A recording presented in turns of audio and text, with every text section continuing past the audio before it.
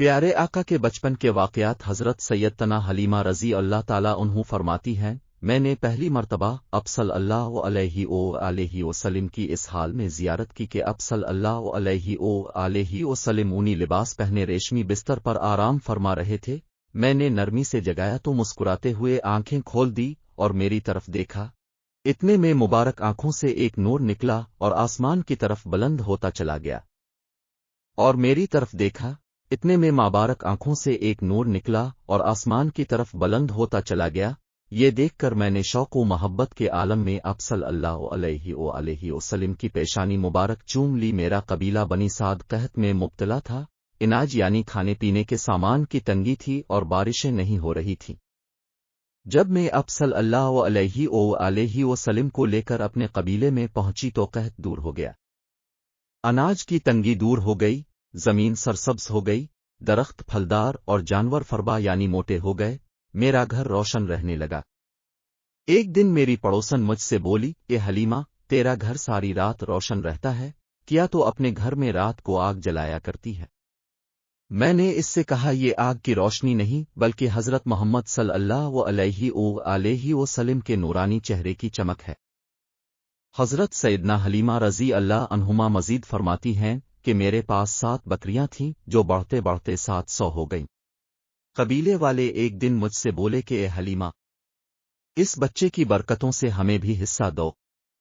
चुनांचे में ने एक तालाब यानी पानी के बड़े हौज में अब सल्लल्लाहु अलैहि वसल्लम के पांव मुबारक डाले और कबीले की बकरियों को इस तालाब का पानी पिलाया तो उन बकरियों ने बच्चे जने और हमारी कौम उन बकरियों के दूध से खुशहाल व मालदार हो गई।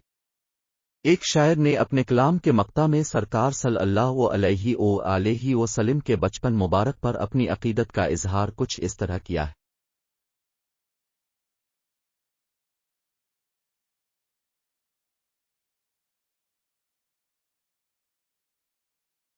बान मेरे की मदनी आका सल्लल्लाहु अलैहि वसल्लम ने 2 माह की उम्र में घिसट कर चलना शुरू कर दिया। 5 माह की उम्र में खड़े होकर चलने लगे। 8 माह की उम्र में अब सल्लल्लाहु अलैहि वसल्लम इस तरह बोलने लगे कि अब सल्लल्लाहु अलैहि वसल्लम की बात सुनी और समझी जा सकती थी।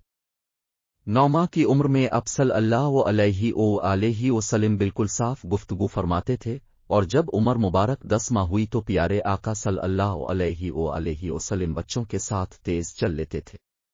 याद रखिए, प्यारे आका सल्लल्लाहु अलैहि वसल्लम इतने ज्यादा ज़हीन थे कि कायनात का कोई बच्चा अब सल्लल्लाहु अलैहि वसल्लम से बढ़कर ना ज़हीन हुआ और ना होगा।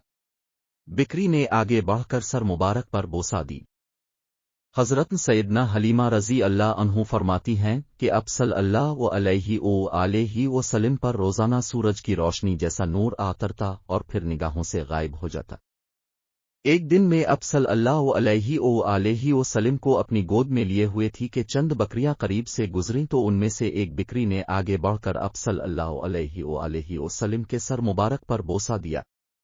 हज़रत हलीमा रज़ी अल्लाह फरमाती हैं, आपको लड़के खेलने के लिए बुलाते तो अब सल्लल्लाहु अलैहि वसल्लम फरमाते कि मुझे खेलने के लिए पैदा नहीं किया गया।